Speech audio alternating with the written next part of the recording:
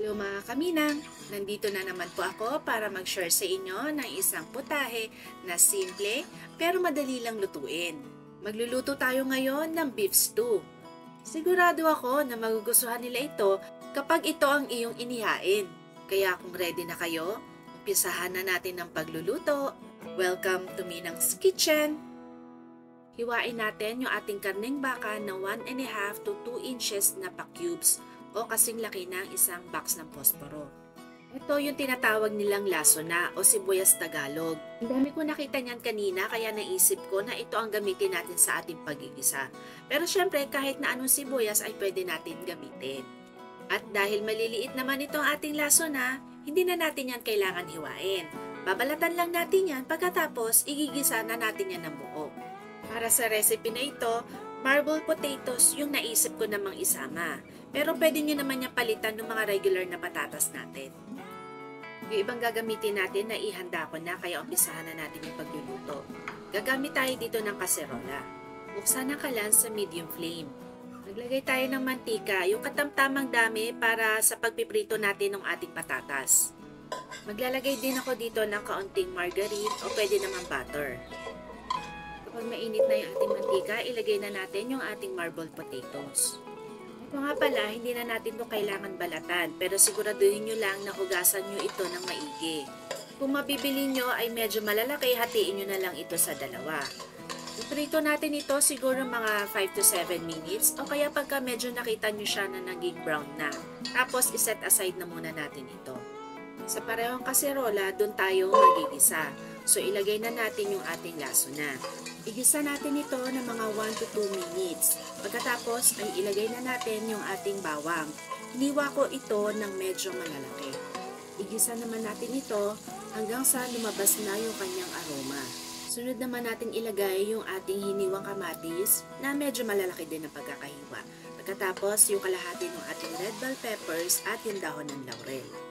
Igisa naman natin ito hanggang sa makita natin yung ating kamatis na malambot at medyo nalalanta na. Ngayon ay pwede na nating ilagay yung ating hiniwang karne ng baka. Igisa natin ito na mga 3 to 5 minutes. Pagkatapos ay tatakpan natin yung ating kaserola at aantayin natin lumabas yung kanyang sariling katas. Paminsan-minsan ay hahaluin natin ito para hindi dumikit dun sa ilalim ng ating kaserola. Pagkatapos, ipagpatuloy pa natin yung ating pagsisimmer. Siguro mga additional 3 to 5 minutes. O kaya hanggang sa makita nyo na medyo bawas na o medyo natutuyo na yung katas ng ating karne. Kapag ganyan na, ilalagay na natin yung ating toyo, calamansi extract, cracked peppercorn, at yung ating tomato paste. Haluin lang natin yan ng maigi hanggang sa magpantay lahat ng nilagay natin. At pagkatapos, pabayaan muna natin siya ng mga 2 minutes. After nyan, maglalagay na tayo ng tubig at pagkatapos ay isisimmer na natin yung ating karne ng baka. Pero bago natin ito takpan, haluin muna natin ito. Pagkatapos, scrape natin yung mga nasa sides ng ating kaserola. Additional flavor din kasi yun. Pagkatapos nyan, aantayin natin siyang kumulo. At kapag nakita nyo na kumukulo siya, ibababa natin yung apoy. Isisimmer natin ito ng 50 minutes to 1 hour o higit pa. From time to time, i-check natin kung natutuyuan na yung ating niluluto. Hahalu-haluin din natin ito paminsan-minsan. Itignan din natin kung lumalambot na yung ating karne. Kapag hindi pa malambot yung ating karne, kung kinakailangan magdagdag ng tubig ay dagdagan natin. Ituloy lang natin yung ating pagsisimmer hanggang sa lumambot na yung ating karne. Kapag malambot na yung ating karne, ilalagay na natin yung ating beef cube, sukal, at nagdagdag ako ng kaunting tubig kasi medyo nakukulangan ako. Haluin muna natin yung ating mga nilagay na pampalasa.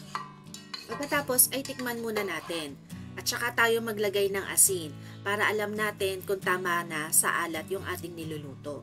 Haluin ulit natin ito, pagkatapos ay pwede na natin ilagay yung ating piniritong patatas, yung natitira pa nating red bell peppers, at maglalagay na rin tayo ng gisantes. Medyo pantayin nyo lang yung nilagay nating mga gulay bago natin ito takpan. Pagkatapos ay isimmer natin ito ng additional na 5 to 7 minutes.